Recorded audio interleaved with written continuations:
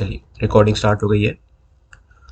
तो हम लोगों ने इतना उस दिन देख लिया था कि क्या क्या हमारा बेसिकली अलाउेबल स्ट्रेस होता है। ठीक है, ये दोनों चीज़ आपको याद रखनी है। Axial tension, shear and bearing. ठीक है, एक्शियल टेंशन आपका बेसिकली प्लेट जो होता है उसके लिए यूज होता है। शियर एंड रिवेट बियरिंग दोनों ही आपके रिवेट के लिए यूज होते हैं। ठीक है, और ध्यान रखना ये जो वैल्यूज है ये आपके WSM के वैल्यूज है, working stress method. And working stress method आपका सिर्फ और सिर्फ रिवेट्स के लिए है। जब हम बोल्ट्स में जाएंगे तो उसमें हम LSM यूज करेंगे। ठीक है, तो ये चीज आपको ध्यान होनी चाहिए और आपको ये पता होना चाहिए सिग्मा AT क्या होता है, टाउ VF क्या होता है एंड सिग्मा PF क्या होता है। क्वेश्चंस में सिर्फ ये रहेगा, ये नहीं रहेगा कि बेयरिंग है कि शेयरिंग है। तो आपको ये जो नोटेशंस है आपको पता होने चाहिए।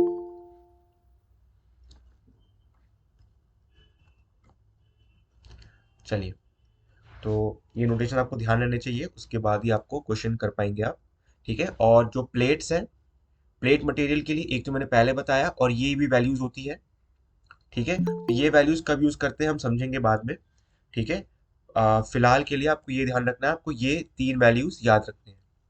ठीक है, चलिए, तो हमें एक रिवेटेड जॉइंट का स्ट्रेंथ पता करना है। रिवेटेड जॉइंट का स्ट्रेंथ दो चीजों पर डिपेंड करता है, एक रिवेट पे और दूसरा प्लेट पे।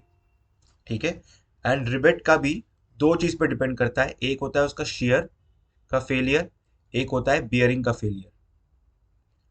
ठीक है, और प्लेट का भी दो तरीका होता है, एक होता है नेट एरिया, जो बेसिकली आपने रिवेट्स को हटा दिया उसके बाद नेट एरिया पे जो फोर्स आया वो आपने निकाला, और या फिर क्रॉस एरिया। ठीक है, तो ये आपके चार क्राइटेरियाज होते हैं, पूरे स्टील सर स्ट्रक्चर में ड्राइंग आपके यही चार सर क्राइटेरियाज होते हैं। ठीक सर है, ड्राइंग जहाँ बना रहे हो ना वहीं पे आ रहा है वो। चलो कोई बात नहीं, मैं उसको चेंज कर दूंगा। ठीक है, तो share bearing net area and gross area, तो आपको ये चीजें आपको ध्यान रखनी है। ठीक है, तो सबसे पहली बात तो आपको ये ध्यान रखना है कि हम ये फॉर्मूले निकालते कैसे हैं, शेयर का, बियरिंग का, एक्सेट्रा। देखिए ये आपका रिवेट है। ठीक है, ये आपका रिवेट है। तो रिवेट पे एक प्लेट यहां से और एक प्लेट यहां से। ठीक है, तो ये आपका यहाँ पे फेल करता है शेयर से। ठीक है, तो यहाँ पे अगर फेल करता है शेयर से तो एरिया कैसा होगा, आपका सिलेंड्रिकल है ये। ठीक है, तो ये आपका एरिया जो है इस पे फेलियर हो रहा है शेयर का। और ये डायमीटर कितना है, ये डायमीटर आपका है D डैश। मैंने पहले ही कहा था आपका जो रिवेट होता है वो पूरा का पूरा होल जो होता है उसको ऑक्यूपाई करता है। तो ये एरिया कितना होगा बताओ, सर्कल का एरिया कितना होता है, पाई/4 इंटू D डैश, मतलब होल का स्क्वायर। ठीक है, होल डायमीटर का ये हो गया। इसको आप किससे मल्टीप्लाई कर देंगे, इसको आप मल्टीप्लाई कर देंगे टाउ VF से। ठीक है, टाउ VF मान लो। ठीक है, या फिर उसको सिग्मा S मान लो, जो भी उसका शेयर परमिसिबल शेयर स्ट्रेस होगा उससे आपको एरिया को मल्टीप्लाई करना है। आपको पता है स्ट्रेस का क्या होता है यूनिट, Nm²। इसको अगर mm² से आपने मल्टीप्लाई कर दिया तो ये कट जाएगा और आपका फोर्स आ जाएगा, शेयर फोर्स जो वो बोल्टेड जॉइंट सहन कर सकता है। ठीक है, मैंने अपने साथ साथ मोबाइल पे भी खोल लिया है इसको, तो मेरे को पता लग जाएगा कहाँ पर आपका कब आपको प्रॉब्लम आ रही है। ठीक है, चलिए, बेसिकली आप लोग उसको फुल स्क्रीन कर दे रहे हैं क्लिक करके, अगर वो क्लिक करके फुल स्क्रीन ना करे एक और बार क्लिक करे तो वो थोड़ा छोटा भी हो जाता है। तो वहां पर आप देखेंगे कि पूरा का पूरा पेज आपका आ जा रहा है और आपको जो छोटा वो थंबनेल है वो कहीं पे भी नहीं आ रहा है पेज के ऊपर। तो इनकेस अगर प्रॉब्लम आती है कभी तो आप छोटा करके भी देख सकते हैं उसको। बाकी आप बिल्कुल फुल स्क्रीन करेंगे तो ऑब्वियसली बात है वहां पर वो प्रेजेंटेशन के ऊपर आएगा। ठीक है, चलिए, the failure of plates in shear, bearing and splitting can be checked simply by providing proper edge distance। मैंने बताया था प्लेट के जो फेलियर्स होते हैं, shear failure, bearing failure, splitting failure, ये सब के लिए क्या किया था हम लोगों ने, एंड डिस्टेंस या फिर एज डिस्टेंस हमने प्रॉपर प्रोवाइड कर दी थी। ठीक है, तो प्लेट के ये वाले फेलियर्स जो हैं ये तो हमारे कंट्रोल में है, हम लोग इसको प्रॉपर एज या प्रॉपर एंड डिस्टेंस देकर मेंटेन कर सकते हैं। ठीक है, बट प्लेट का एक और फेलियर होता है, वो होता है टीयरिंग, टीयरिंग फेलियर, जो बेसिकली प्लेट के नेट एरिया पे डिपेंड करता है। ठीक है, तो ये हमारे कंट्रोल में नहीं होता है, इसको हम फॉर्मूले से निकालते हैं। तो ये कैसे निकालते हैं हम समझेंगे आगे। मैंने आपको बता दिया कि कौन से प्लेट के फेलियर्स प्रॉपर एंड या प्रॉपर एज डिस्टेंस देके आपका मेंटेन हो जाता है। चलिए, Therefore, the strength of a riveted joint computed by considering the failure of rivets in shear and bearing and plate in tearing only. ठीक है, तो ये ध्यान रखना है आपका, प्लेट का रिवेट का किस किस में, शेयर में और बेयरिंग में, एंड प्लेट का सिर्फ और सिर्फ टेयरिंग में। ठीक है, शेयर क्या होता है मैंने पहले ही बताया था, ये आपका दो प्लेट्स है, दो प्लेट्स को कनेक्ट कर रहा है, एक प्लेट यहाँ गया एक प्लेट यहाँ गया, तो ये जो सरफेस है यहाँ पर, ये सरफेस आपका रिवेट का फेल कर जाएगा। तो वो सरफेस एरिया कैसे निकालेंगे, ये आपका एरिया है। ठीक है, तो ये रिवेट का नीचे वाला पार्ट, ये रिवेट का ऊपर वाला पार्ट। ठीक है, तो ये फेल कर गया शेयर में, ये यहाँ चला गया यहाँ चला गया, तो बेसिकली किस एरिया में लगा वो शेयर फोर्स, इस एरिया में। ठीक है, और इसका एरिया क्या है आपको पता है, पाई/4 d²। ठीक है, और ये डी कौन सा यूज करेंगे हम, होल का डायमीटर, होल का डायामीटर, क्योंकि आपका रिवेट जो है वो पूरा का पूरा होल का एरिया ऑक्यूपाई कर लेता है। The minimum value of three types of failures is taken as the strength of the rivet. Obvious सी बात है, आपका जो strength of riveted joint है, उस joint में आपको तीन तरीके से निकालना है, shear and bearing of rivet और tearing of plate। तो इन तीनों में से जो सबसे कम वैल्यू आएगी वही आपकी ऑब्वियस सी बात है शेयरिंग आपका जॉइंट का स्ट्रेंथ होगा। ठीक है, चलिए, strength of rivet and shear as shown in the figure below, the rivet shank shears along the plane of slip। Slip यहाँ पे हो रहा है। The number of planes along the rivet can be sheared indicates the number of slip planes। मतलब basically कितने planes में rivet fail कर रहा है उस हिसाब से आपके नंबर ऑफ shear प्लेन्स होंगे। ठीक है, यहाँ पर देखो सिर्फ एक ही प्लेन फेल कर रहा है, तो यहाँ पे एक हो गया, यहाँ पर यहाँ भी फेल कर सकता है वो और यहाँ भी फेल कर सकता है, इसका मतलब क्या है, यहाँ पे दो shear प्लेन्स है। डिजाइन के हिसाब से, आईएस कोड के हिसाब से दो शेयर प्लेन से ज्यादा हमें कभी भी कंसिडर नहीं करना है। ठीक है, भले ही आपके तीन शेयर प्लेन बन रहे हो, पर आपको तीन कंसिडर नहीं करना है। ठीक है, आपका यहाँ पर जो शेयर प्लेन्स है ना, समझ लो एन, तो N can't be greater than 2। ठीक है, चलिए, तो आपका फॉर्मूला क्या बन गया, पाई/4 d² मैंने पहले बता दिया आपको क्या है, ये होल का डायमीटर या ग्रॉस डायमीटर बोल लो, इनटू सिग्मा एस मान लो या फिर टाउ वीएफ मान लो। ठीक है, जो भी आपका अलाउेबल शेयर स्ट्रेस है रिवेट मटेरियल का वो यहाँ पर आ जाएगा। और ये एन क्या है, एन है नंबर ऑफ शेयर प्लेन्स। ठीक है, सिंगल शेयर में एक होगा, डबल शेयर में टू होगा। क्वेश्चन में क्लियरली मेंशन नहीं रहेगा, आपको खुद ये पता लगाना है ड्राइंग करके या ड्राइंग को देखकर कि कितने नंबर ऑफ शेयर प्लेन्स हैं। ठीक है, एन की वैल्यू ग्रेटर देन 2 नहीं हो सकती, मैंने पहले बता दिया आपको। तो ये आपका शेयर स्ट्रेस का फॉर्मूला हो गया। ठीक है, तो strength of rivet and shear आपका ये आ गया। The shearing strength of rivet in double shear is considered to be twice. Obvious सी बात है, अगर एन 1 की जगह 2 हो गया तो आपका स्ट्रेंथ भी डबल हो जाएगा। Any further increase in the share value beyond double shear is not permitted. ठीक है, मैंने पहले बताया था आपका 2 से ज्यादा एन की वैल्यू आप नहीं ले सकते। ठीक है, तो ये आपका बेसिकली फॉर्मूला हो गया शेयर स्ट्रेंथ के लिए। अब बेयरिंग के लिए कैसे निकालोगे, देखो, ये आपका रिवेट है। ठीक है, समझ लो ये प्लेट है। ठीक है, तो ये प्लेट फोर्स दे रहा है इस पे, तो ये वाला एरिया जो है फेल कर रहा है, ये वाला एरिया फेल कर रहा है। ठीक है, तो इसका बेसिकली क्या है, बेसिकली एक सिलेंडर है कि नहीं, बेसिकली एक ये सिलेंडर है जिसका ये डायमीटर है। ठीक है, और ये है थिकनेस, ये थिकनेस है किसकी, आपकी प्लेट की जो थिकनेस है। ठीक है, ये प्लेट की थिकनेस है और ये आपका डायमीटर है। ठीक है, तो बेसिकली एक प्रोजेक्टेड एरिया लेते हैं हम। ठीक है, ये भी डायमीटर है, ठीक है, सर्कल है तो ऑब्वियसली बात है ये भी डायमीटर है। ठीक है, और ये उस पे फोर्स लग रहा है टी थिकनेस के प्लेट का। ठीक है, तो इसका हम प्रोजेक्टेड एरिया लेते हैं, कौन सा, प्रोजेक्टेड एरिया। प्रोजेक्टेड एरिया कैसा होगा, कुछ ऐसा होगा आपका। ठीक है, जिसका हाइट है टी एंड विड्थ है डी। तो अगर एक रेक्टेंगल है ऐसा, ठीक है, बेसिकली एक रेक्टेंगल बन गया कि नहीं, रेक्टेंगल बन गया, उसका हाइट है टी एंड उसका विड्थ है डी। डी बेसिकली क्या है आपका, डी डैश, जो होल का डायमीटर है। तो एरिया क्या हो गया, जिसपे आपका बेसिकली बेयरिंग स्ट्रेस लग रहा है, उसका एरिया कैसा हो गया, D dash into T. Rectangle का यही एरिया होता है, और इसको हम किससे मल्टीप्लाई कर देंगे, सिग्मा बी एस, जो आपका basically bearing permissible bearing stress है। इसमें कोई number of shear planes, number of planes का कोई मतलब नहीं है, एक ही प्लेन है इसमें। तो ये आपका बेयरिंग स्ट्रेस का फॉर्मूला हो गया। ठीक है, बेयरिंग स्ट्रेंथ का। ठीक है, इमेजिन करना है। ठीक है, रटना नहीं है, फॉर्मूलाज इमेजिन करेंगे अपने आप आएगा फॉर्मूला। ठीक है, चलिए, शेयर का देख लिया, बेयरिंग का मैंने पहले ही बता दिया, ठीक है। आपको दिख पा रहा है कैसे ये लोग इसका एक प्रोजेक्टेड एरिया, बेसिकली एक प्रोजेक्टेड एरिया ले रहे हैं जिसपे ये बेयरिंग स्ट्रेस लग रहा है, ठीक है। तो प्रोजेक्टेड एरिया क्या हो गया, डी डैश विड्थ हो गई, टी उसकी हाइट हो गई, टी क्या है बेसिकली थिकनेस, मिनिमम थिकनेस, ठीक है, ऑफ टू प्लेट्स। बेसिकली ये समझ लो कि जैसे ये शेयर है, ये आपका बेसिकली रिवेट है, ठीक है। ठीक है, इस ये आपका मेन प्लेट है, ये आपका मेन प्लेट है, मैंने पहले ही बताया था। हम लोग कवर जॉइंट भी यूज करते हैं, यहाँ पे हम कवर प्लेट्स यूज करते हैं। अगर कवर प्लेट्स यूज करते हैं और ये टी जो होता है वो मिनिमम थिकनेस होता है, ठीक है। अगर समझ लो लैब जॉइंट है, समझ लो कि लैब जॉइंट है और ऐसा आपका रिवेट उस पर बैठ गया है, ठीक है, ऐसा आपका रिवेट बैठ गया है और ऐसा आपका लैब जॉइंट है, ठीक है। तो अगर लैब जॉइंट है तो ये समझ लो ये थिकनेस है T1 एंड ये थिकनेस है T2, ठीक है। तो हम बेयरिंग स्ट्रेस निकालने के लिए कौन सा यूज करेंगे, T is equal to minimum, minimum of T1 and T2, ठीक है, minimum of T1 and T2 ये यूज करेंगे, ठीक है। ये तो लैब जॉइंट की बात हो गई। बट बट जॉइंट जहाँ पे कवर प्लेट यूज करते हैं वहां पर क्या करेंगे, देखो ये आपका मेन प्लेट है T1 मान लो, ये कवर प्लेट है, इसका थिकनेस T2 और इसका थिकनेस T3।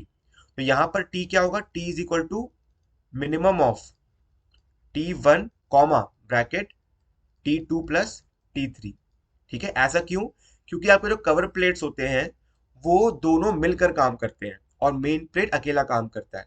तो मेन प्लेट का थिकनेस हमने ले लिया T1 एंड कवर प्लेट का थिकनेस मिलाकर, ठीक है, minimum thickness of sum of two cover plates and main plate, ठीक है। यही आपको समझना है यहाँ पर। अगर दो कवर प्लेट्स हैं तो दोनों कवर प्लेट्स का थिकनेस मिलाकर जो थिकनेस आएगी और जो मेन प्लेट का थिकनेस है, उन दोनों वैल्यूज में से जो मिनिमम होगा वही आपका इस फॉर्मूले में यूज किया जाएगा, ठीक है। चलिए, it's always the gross diameter of rivet being used in strength calculation, ये आपको ध्यान रखना है, ठीक है। रिवेट आपका पूरा का पूरा होल को ऑक्यूपाई करता है, इसलिए हमेशा हम ग्रॉस डायमीटर या होल का जो डायमीटर है उसको हम यूज करते हैं, ठीक है। बोल्ट्स में अलग है, रिवेट्स में अलग है, ठीक है। अब रिवेट वैल्यू क्या होगी, rivet value minimum strength of the rivet equation 1, ठीक है, इन शेयर और bearing equation 2 is called the rivet value. आपका जो इक्वेशन 1 से आपका क्या आया शेयर स्ट्रेंथ, इक्वेशन 2 से क्या आया बेयरिंग स्ट्रेंथ। तो दोनों में से जो भी मिनिमम होगा वही आपका रिवेट वैल्यू, रिवेट वैल्यू कुछ नहीं है बस एक डिजाइन वैल्यू है। तो बेसिकली ये बताता है कि रिवेट का स्ट्रेंथ कितना है, ठीक है। तो ऑब्वियस सी बात है हम बड़े स्ट्रेंथ के लिए नहीं करेंगे, समझ लो शेयर में फेल नहीं कर रहा है पर बेयरिंग में फेल कर गया, तो अगर बेयरिंग में फेल कर गया तो फायदा क्या हुआ। तो जो आपका कम वैल्यू है शेयर और बियर में से वही आपका गवर्निंग डिजाइन वैल्यू होगा रिवेट का, जिसको हम रिवेट वैल्यू भी कहते हैं, ठीक है। चलिए, since bearing, splitting, and shear failure of plate can simply be ensured by providing adequate edge distance, therefore strength of plate only in tearing is important, ठीक है। प्लेट का सिर्फ टेयरिंग स्ट्रेंथ ही इंपॉर्टेंट होता है। Tearing strength of plate gives the idea about which element of the connection rivet or plate can take more load, and therefore the element which can take lower load will be deciding factor for the connection system। Obviously बात, देखो दो parts है connection के, एक है plate और दूसरा है प्लेट के साथ लगा हुआ रिवेट। अब रिवेट का कुछ स्ट्रेंथ होगा और प्लेट का कुछ स्ट्रेंथ होगा, तो जिसका भी स्ट्रेंथ कम आएगा वही आपका गवर्निंग वैल्यू हो जाएगा। तो क्या करना है आपको, पहले तो रिवेट का पहले तो रिवेट का शियर स्ट्रेंथ और बेयरिंग स्ट्रेंथ दोनों निकालना है। उन दोनों में से जो मिनिमम होगा वो क्या बन जाएगा, रिवेट वैल्यू। उसके बाद आपको टेयरिंग स्ट्रेंथ निकालनी है। टेयरिंग स्ट्रेंथ किसकी, प्लेट की, ठीक है। चलिए सर प्लेट की निकालनी है, समझ लो इसकी इसकी वैल्यू आ गई पीटी। उसके बाद पीटी और आरवी में से जो कम होगा वही बेसिकली आपका कनेक्शन का डिजाइन वैल्यू होगा, ठीक है। तो ये आपको जो प्रोसेस है समझना है आपको। Tearing strength of the plate in tearing depends upon the net section, very important, net section. जो भी आपका एरिया, एरिया क्या होता है बताओ, देखो ये आपका प्लेट है, इसकी विड्थ है बी, ठीक है, और इसकी थिकनेस है टी। तो इसी एरिया पे लग रहा है स्ट्रेस, तो इसका टोटल एरिया क्या हो गया, मान लो इसको बता दिया हमने ए जी, ए जी मतलब ग्रॉस एरिया, ठीक है। तो क्या हो गया बी इंटू टी। बट क्या इतना एरिया अवेलेबल है हमारे पास, नहीं, हम इसमें रिवेट्स भी लगाएंगे, ठीक है। समझ लो एन एन रिवेट्स लगाए हमने और हर एक का डायमीटर है डी डैश, तो बेसिकली बी में से एन डी डैश माइनस होगा, एंड उसके बाद हम टी से मल्टीप्लाई करेंगे, तो ये क्या हो जाएगा हमारा नेट एरिया। ठीक है, हमारा ये हो जाएगा नेट एरिया। तो ये आपको समझना था। तो टेयरिंग स्ट्रेंथ क्या हो गया, नेट एरिया, ये आपका नेट एरिया आ गया। और ये क्या हो गया, allowable tensile strength of plate, मैंने पहली टेबल में बताया था sigma 80, allowable tensile strength of plate. ठीक है, फिर उसके बाद अगर हम डिडक्शंस ले ही ना, वैसे तो डिडक्शन ऑब्वियसली लेना ही पड़ेगा आपको, ठीक है, ना लेके तो कोई मतलब नहीं है, बट फिर भी अगर अगर समझ लो किसी प्लेट किसी पार्ट में रिवेट्स नहीं है और हमें वहां पे स्ट्रेंथ निकालना है, तो हम क्या यूज करेंगे, ऑब्वियस सी बात है हम ये यूज नहीं करेंगे, हम सीधा बी इंटू टी करेंगे और सिग्मा 80 से मल्टीप्लाई कर देंगे। ठीक है, तो बेसिकली समझ रहे हो, रिवेट का शेयरिंग स्ट्रेंथ निकालना है, तो रिवेट का शेयर किस एरिया पे हो रहा है वो देखना है आपको। अगर बेयरिंग स्ट्रेंथ है तो बेयरिंग किस एरिया पे हो रहा है वो देखना है आपको। अगर प्लेट का टेयरिंग स्ट्रेंथ निकाल रहे हो तो प्लेट का नेट एरिया कितना बच गया है वो देखना है आपको। और अगर ग्रॉस एरिया निकाल रहे हो तो ग्रॉस एरिया निकालना तो सिंपल है। ठीक है, एंड स्ट्रेंथ ऑफ जॉइंट पर पिच लेंथ। पर पिच लेंथ मतलब क्या होता है, मैंने क्या बताया था, समझ लो ये आपका प्लेट है, इस पे ऐसा फोर्स लग रहा है। ठीक है, तो पिच क्या होता है बेसिकली, पिच क्या होता है, parallel to force, parallel to force ये पिच है। तो पर पिच लेंथ, तो हर एक पिच लेंथ में, एक पिच लेंथ में कितना डायमीटर है, P minus D dash into T into sigma 80, ये बेसिकली हर पिच लेंथ पे कितना फोर्स है आपका जो वो सह सकता है। आप बोलोगे सर रिवेट दो दिख रहे हैं, आप माइनस एक कर रहे हो, देखो सेंटर टू सेंटर होता है ना पिच, तो सेंटर में इसका हाफ आया इसका हाफ आया तो वो डी डैश हो गया। तो P minus D dash into thickness into अलाइबल strength in tension. ठीक है, तो ये है स्ट्रेंथ ऑफ जॉइंट पर पिच लेंथ। ठीक है, ये भी इंपॉर्टेंट है, क्वेश्चन में कभी कभी बस ये बोल देते हैं कि हर पिच लेंथ पे कितना स्ट्रेंथ है ये बताओ मेरे को। ठीक है, तो तब आपको ये ध्यान रखना है कि स्ट्रेंथ ऑफ जॉइंट पर पिच लेंथ कैसे निकालते हैं। ठीक है, चलिए, तो फॉर्मूलाज पढ़ लिए हमने बहुत सारे। ठीक है, सबसे पहला कौन सा था, शियर स्ट्रेंथ। ठीक है, उसके बाद क्या था, बियरिंग स्ट्रेंथ। उसके बाद क्या था, net area, tearing tearing strength of plate. ठीक है, ये दोनों क्या है, रिवेट के लिए, इनका मिनिमम क्या कहलाएगा, रिवेट वैल्यू, ये क्या कहलाता है, प्लेट स्ट्रेंथ। और इन दोनों का मिनिमम क्या कहलाएगा, स्ट्रेंथ ऑफ जॉइंट। ठीक है, तो रिवेट में आपको इतना ही करना है। रिवेट में डिजाइनिंग भी है, बट देखो जो कि हम एलएसएम पे ज्यादा ध्यान देंगे, जैसे हमने आरसीसी में दिया था, तो डिजाइनिंग इतना इंपॉर्टेंट नहीं है। क्वेश्चन जरूर डाले हैं मैंने पीडीएफ में, आप देख सकते हो अपने अंडरस्टैंडिंग के लिए, बट इतना इंपॉर्टेंट नहीं है, आप उसको स्किप भी कर सकते हो।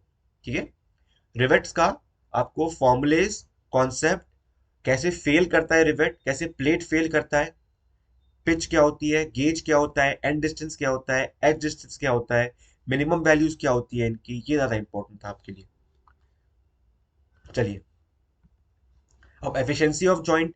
एफिशिएंसी ऑफ जॉइंट क्या होती है, मिनिमम ऑफ रिवेट वैल्यू या tearing strength and gross area strength of plate. Basically क्या है, आपका जो जॉइंट का जो स्ट्रेंथ आया है वो divided by gross area of plate, जो प्लेट का ग्रॉस एरिया, फुल एरिया जो है, फुल एरिया क्या होगा, B into T into sigma 80। ठीक है, ये आपका होगा ग्रॉस स्ट्रेंथ ऑफ प्लेट। जो ग्रॉस स्ट्रेंथ है, जो बेसिकली प्लेट का पूरा स्ट्रेंथ है वो, और जॉइंट का स्ट्रेंथ ऑब्वियसली उससे कम ही होगा। ठीक है, तो ये डिवाइड बाय ये कितना एफिशिएंसी वो देता है, कितना एफिशिएंटली आपने प्लेट के मटेरियल को यूज किया है। समझ लो प्लेट आपका ग्रॉस एरिया के हिसाब से 100 किलो न्यूटन तक सह सकता है, और जॉइंट आपका सह सकता है 95 किलो न्यूटन तक ही। ठीक है, तो आपका एफिशिएंसी कितनी हो गई, 95% हो गई। समझ गए, ठीक है, चलिए, तो ये आपका एफिशिएंसी ऑफ जॉइंट है।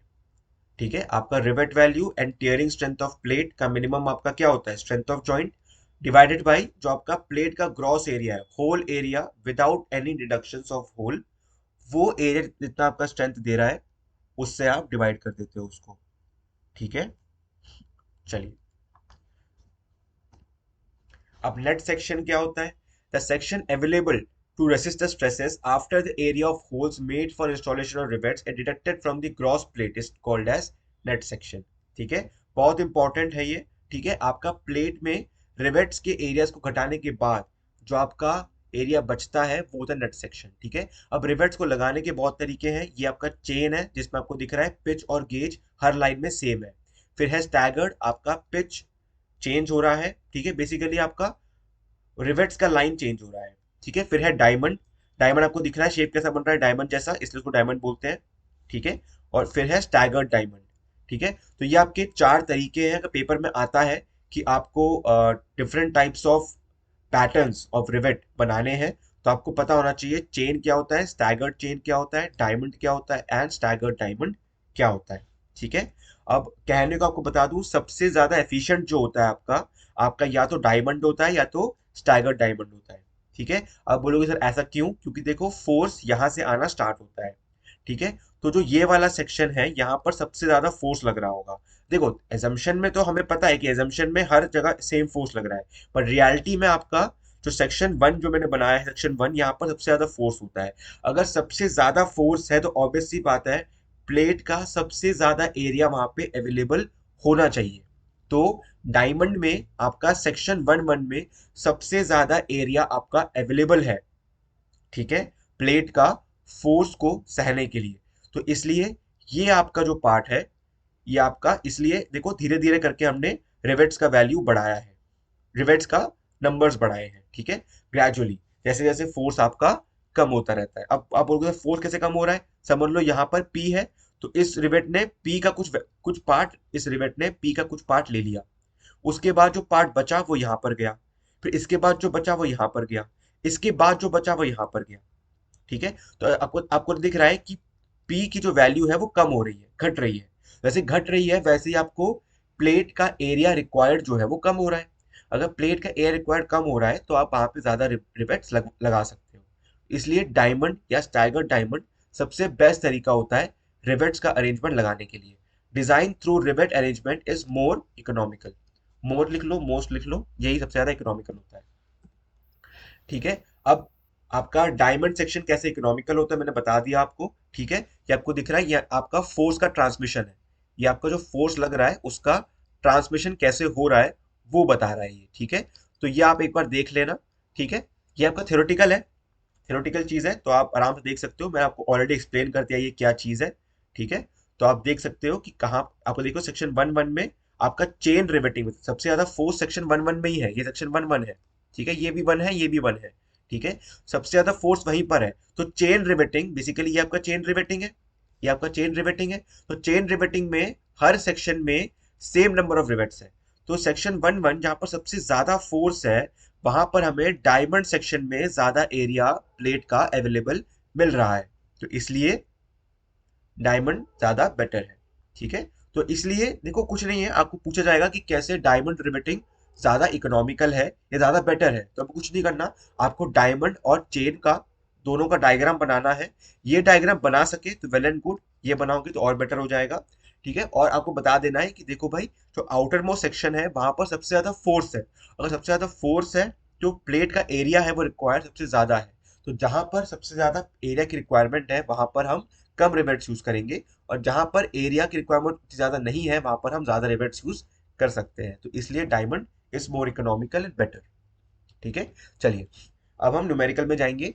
Calculate the shear strength of one rivet, 20 mm nominal diameter है, डी डैश नहीं है ये। ठीक है, in following configuration single shear and double shear, allowable shear stress in rivets is 100 Newton पर एमएम स्क्वायर। आपको सिर्फ शियर स्ट्रेंथ निकालनी है, तो क्या करना है आपको, pi by 4 into D dash का square into tau V F. F D dash के लिए हमें डी दे रखा है। ठीक है, तो मैंने पहले ही बताया था 25 mm के डी तक डी डैश कितना होगा, D D plus 1.5 mm। And अगर 25 mm से बड़ा है आपका, 25 mm से बड़ा है आपका, तो डी डैश का वैल्यू क्या होगा, डी प्लस 2.0 mm। ठीक है, तो कौन सा कंडीशन है, ये कंडीशन है। तो बस आपको डी डैश निकाल लेना है, टाउ वी एफ से मल्टीप्लाई करना है एरिया निकालने के बाद। ठीक है, बस आपको यही करना है। ठीक है, तो आपको दिख रहा है यहाँ पर कुछ नहीं है, सिंपल क्वेश्चन, नो डाउट। ठीक है, डी दे रखा है, होल डायमीटर हम निकाल लिया और फॉर्मूला यूज कर लिया। ठीक, चलिए फिर कैलकुलेट रिवेट वैल्यू। यहाँ पे रिवेट वैल्यू बोला है इसलिए शियर स्ट्रेंथ में निकालना पड़ेगा और उसके साथ साथ आपको बेयरिंग स्ट्रेंथ भी निकालना पड़ेगा। ठीक है, मैं देख पा रहा हूँ यहाँ पे ये वाला पार्ट शायद आपका उस थंबनेल के आसपास आ रहा है, बट फिर भी आपको दिख जा रहा होगा वो। ठीक है, इतना ज्यादा प्रॉब्लम नहीं आ रही होगी, आगे प्रॉब्लम नहीं आएगी, आगे मैंने चेंज कर रखी है चीजों को। ठीक है, तो रिवेट वैल्यू निकालना है। 28 mm डायमीटर ये डी दे रखा है, तो डी डैश क्या होगा, 25 mm से बड़ा है ये, डी डैश क्या होगा 28 + 2, ये 30 mm हो जाएगा। ठीक है, 30 mm हो जाएगा डी डैश। डी डैश आ गया तो आपको सबसे पहले शियर स्ट्रेंथ निकालनी है।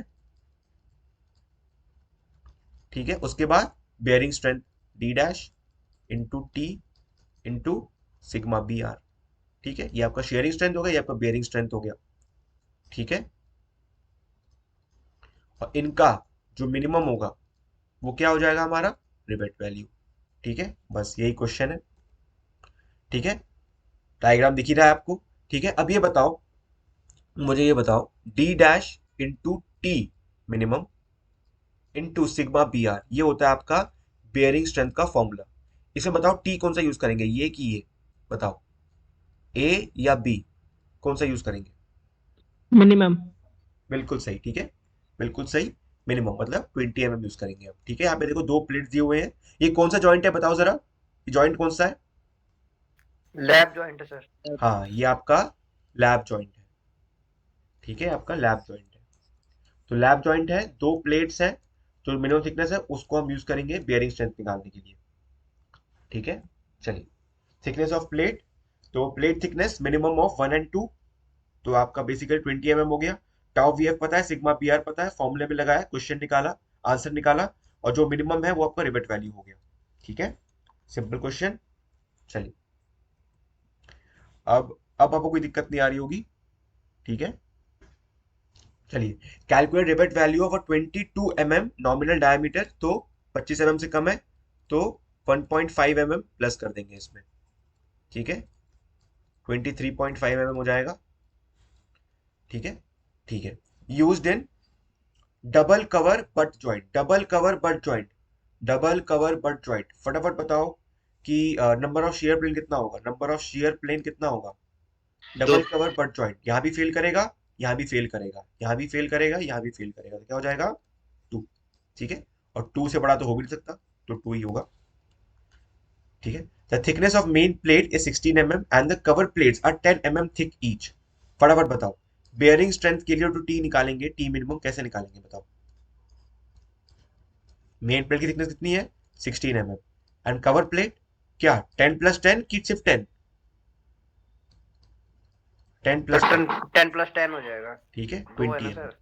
हाँ बिल्कुल सही, दो कवर प्लेट्स है, तो इनका मिनिमम आपका बेयरिंग स्ट्रेंथ के लिए हो जाएगा, वो क्या होगा 16 mm। ठीक है, चलिए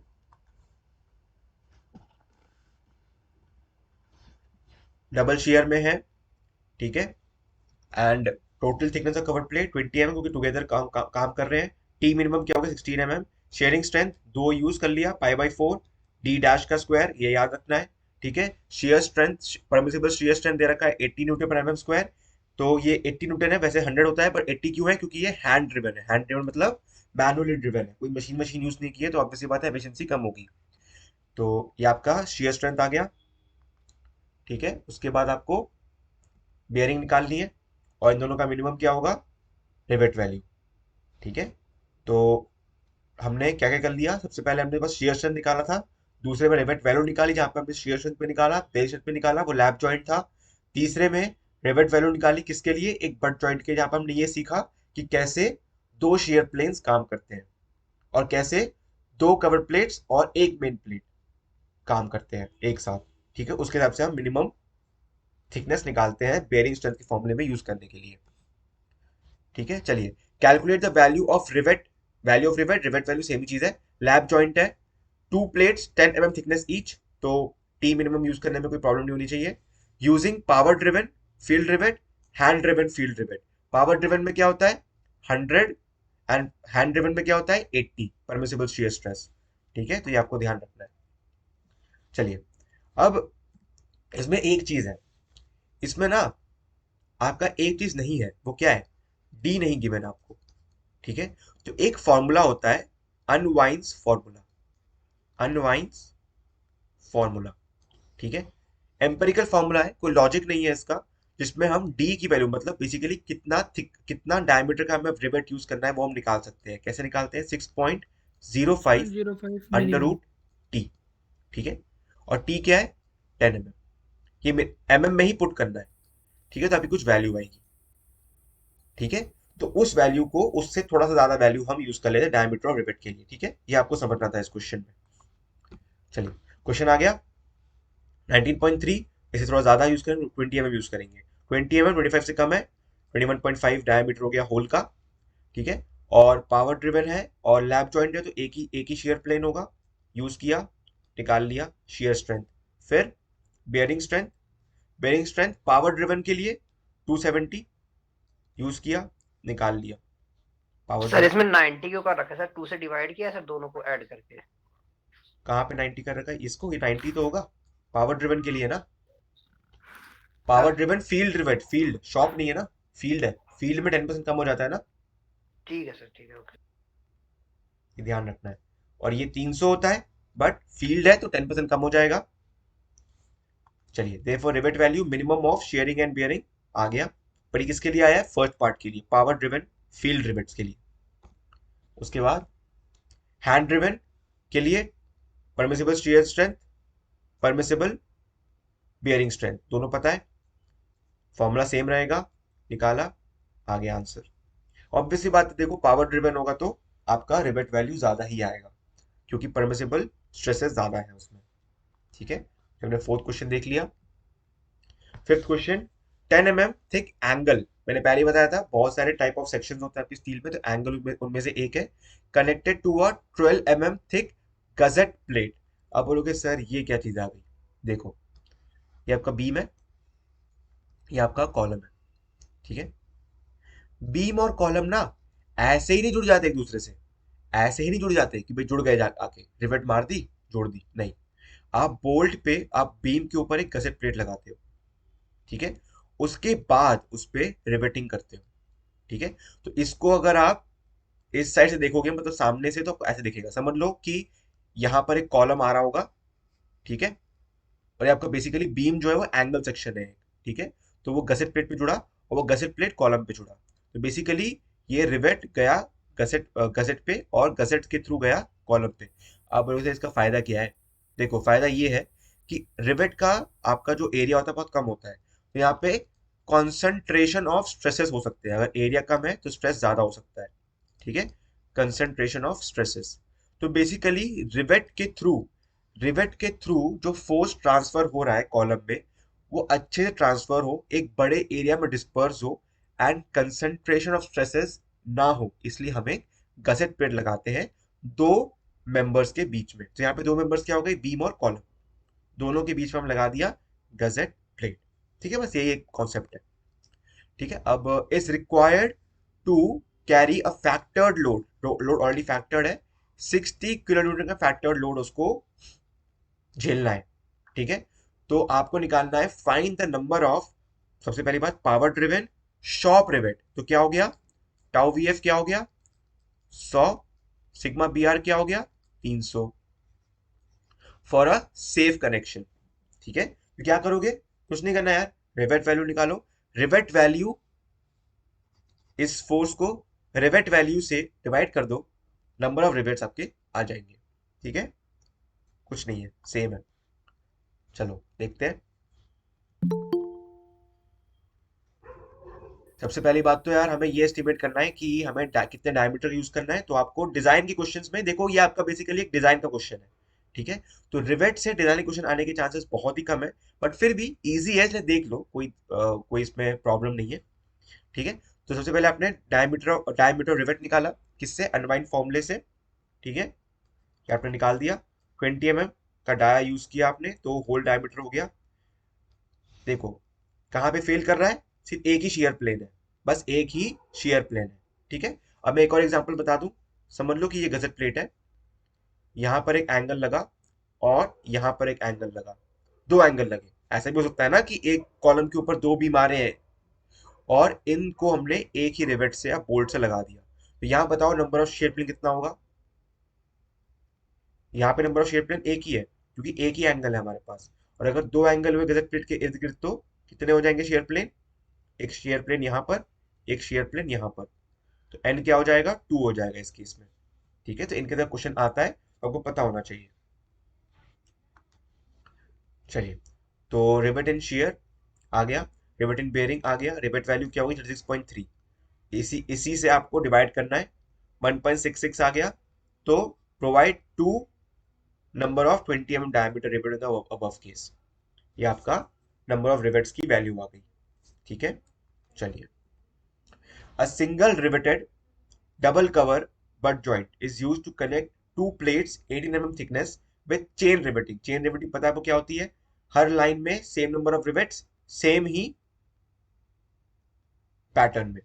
the rivets are power driven है, ठीक है, 18 mm इन डायमीटर, पिच भी दे रखी है, find out the safe load पर पिच लेंथ, मैंने क्या कहा था, पर पिच लेंथ की क्वेश्चन भी आते हैं, आपको ये भी निकालना है एंड एफिशिएंसी भी निकालनी है जॉइंट की। थोड़ा बड़ा क्वेश्चन है, बहुत कुछ समझ में आएगा, देखो इसको। For power driven tau V F sigma B R निकाल लिया, for plate direct tensile strength as per I S 800 sigma 80। ठीक है, सिग्मा 80 वैसे आप उस टेबल से निकाल सकते हो, क्या होता है 100 होती है, आप उनको 100 यूज कर सकते हैं यहाँ पे, बट नहीं, आई एस 800 2007 ने वो चेंज कर दिया है सिर्फ प्लेट के लिए। प्लेट के लिए उसने क्या बोला है कि आपको ऐसे निकालना है, क्या मैंने बहुत सारे कंडीशन थे ना, तो उसमें से एक कंडीशन था डायरेक्ट टेंसाइल स्ट्रेंथ कितनी होती है, तो वो एफ वाई से आपको बेसिकली 0.6 से मल्टीप्लाई करना है।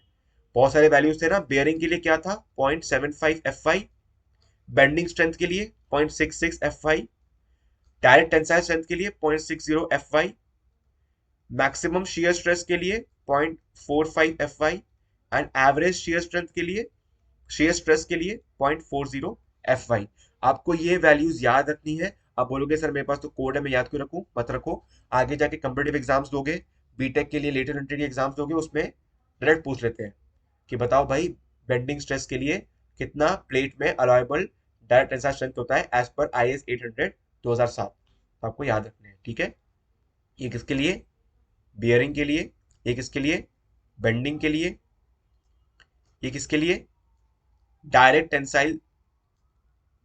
टेंसाइल फोर्स के लिए, ये किसके लिए, टाउ मैक्सिमम मतलब maximum tensile maximum shear stress, and ये टाउ एवरेज शियर स्ट्रेस। ठीक है, रिवाइज करा दिया मैंने, टेबल तो है ही पीछे पीडीएफ में।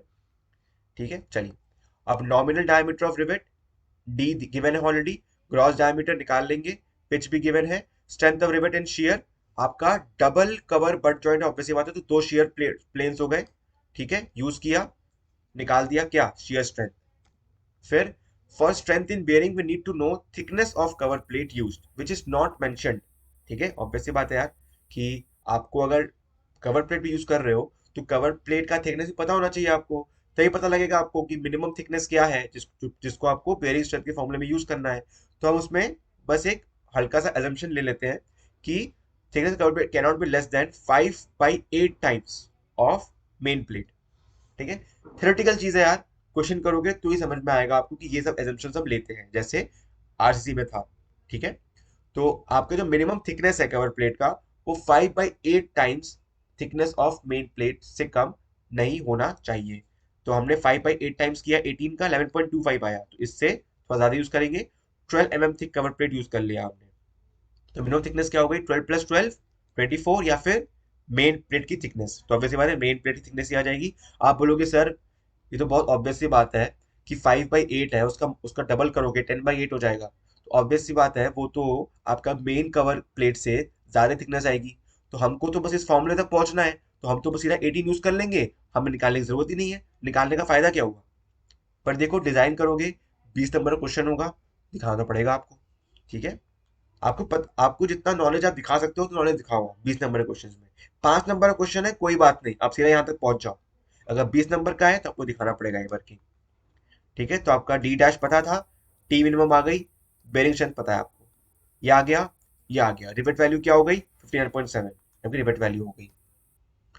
तो आपकी रिवेट वैल्यू आ गई, ठीक है, उसके बाद आपको ये तो रिवेट वैल्यू निकाली आपने। उसके बाद तीसरी वैल्यू क्या थी? तीसरी थी प्लेट। हमें यहाँ पे से रिवेट वैल्यू नहीं निकालना, हमें एफिशिएंसी ऑफ जॉइंट भी निकालना है। तो बेसिकली हमें जॉइंट का डिजाइन फोर्स भी निकालना है। तो मैंने क्या बताया था, जॉइंट का डिजाइन फोर्स दो पे नहीं तीन पे डिपेंड करता है। रिवेट का शेयरिंग, रिवेट का बियरिंग एंड प्लेट का टियरिंग। ठीक है, तो प्लेट का टियरिंग के लिए कैसे करेंगे हम? आप बोलोगे सर रिवेट के टियरिंग के लिए हमें तो वो गिवन ही नहीं है, विड्थ, विड्थ तो गिवन ही नहीं है, बी गिवन नहीं है, कैसे करेंगे? बट क्या है, पिच गिवन है ना, पिच गिवन है ना। तो यहाँ पर जो ये आया है, ये भी तो एक रिवेट के लिए आया है ना, एक रिवेट, एक ही रिवेट के लिए आया है ना। तो एक रिवेट, अगर एक ही रिवेट का हम शेयरिंग देख रहे हैं, एक ही रिवेट का हम बेयरिंग देख रहे हैं, तो एक ही रिवेट मतलब बेसिकली दो रिवेट्स के बीच में इतना प्लेट होगा, उसी का तो हम नेट एरिया देखेंगे। तो वो कैसे आ जाएगा? पिच से आ जाएगा। ये एक रिवेट, ये एक rivet, centre to centre distance क्या हो गया? पिच। तो ये जो एरिया है प्लेट का, सिर्फ इसी एरिया का हम टेयरिंग स्ट्रेंथ देखेंगे। इसी को बोलते हैं स्ट्रेंथ ऑफ लोड या फिर स्ट्रेंथ ऑफ जॉइंट पर पिच लेंथ। ठीक है, चलिए। तो P पिच है, उससे हमने होल डायमीटर माइनस किया, T से मल्टीप्लाई किया, सिग्मा 80 से मल्टीप्लाई किया। सिग्मा 80 क्या आया था हमारा? 0.6 FY। ठीक है, तो ये हमारा स्ट्रेंथ ऑफ प्लेट आ गया। अब स्ट्रेंथ ऑफ जॉइंट क्या होगा? 1 2 3, इन तीनों में जो मिनिमम होगा वो स्ट्रेंथ ऑफ जॉइंट होगा। स्ट्रेंथ ऑफ जॉइंट हमारा आ गया। ठीक है, and strength of solid plate पर pitch length. Solid plate, solid plate एक पिच, इससे हम डायमीटर ऑफ होल माइनस नहीं करेंगे क्योंकि हम ग्रॉस एरिया लेंगे इनटू टी सिग्मा 80। ये आ गया। तो स्ट्रेंथ ऑफ जॉइंट ये आ गया था, स्ट्रेंथ ऑफ सॉलिड प्लेट ये आ गया हमारा आंसर। ये क्वेश्चन बहुत इंपॉर्टेंट है, सब कुछ यूज कर लिया हमने। शेयर प्लेन्स, रिवेट की शेयरिंग, रिवेट की बेयरिंग, प्लेट की टेयरिंग, पर पिच लेंथ कितना स्ट्रेंथ होता है, फिर प्लेट की टेयरिंग स्ट्रेंथ, प्लेट की ग्रॉस स्ट्रेंथ। इसमें कोई भी डाउट है? हमने इसमें चार वैल्यू निकाली है, 59.7, 105.3, 95.85 एंड 148.5। कोई भी इसमें डाउट है आपको चारों में से? किसमें भी डाउट है? फॉर्मूले आपके सामने है। ठीक है, सारे फॉर्मूले आपके सामने हैं। ठीक है, तो आपको ये पता होना चाहिए रिवेट में कैसे करना है। ये सेम प्रोसीजर आपको बोल्ट में भी है, सेम टू सेम। बस बोल्ट में फॉर्मूला हल्का चेंज हो जाता है, वो क्यों होता है वो हम समझेंगे। ठीक है, चलिए।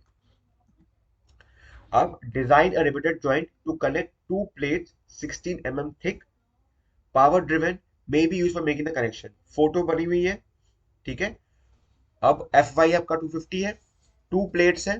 ठीक है, सिर्फ दो प्लेट के बारे में बोला है, कर्व प्लेट के बारे में नहीं बोला है, तो हम क्या मान के चलेंगे कि ये लैप जॉइंट है। ठीक है, चलिए।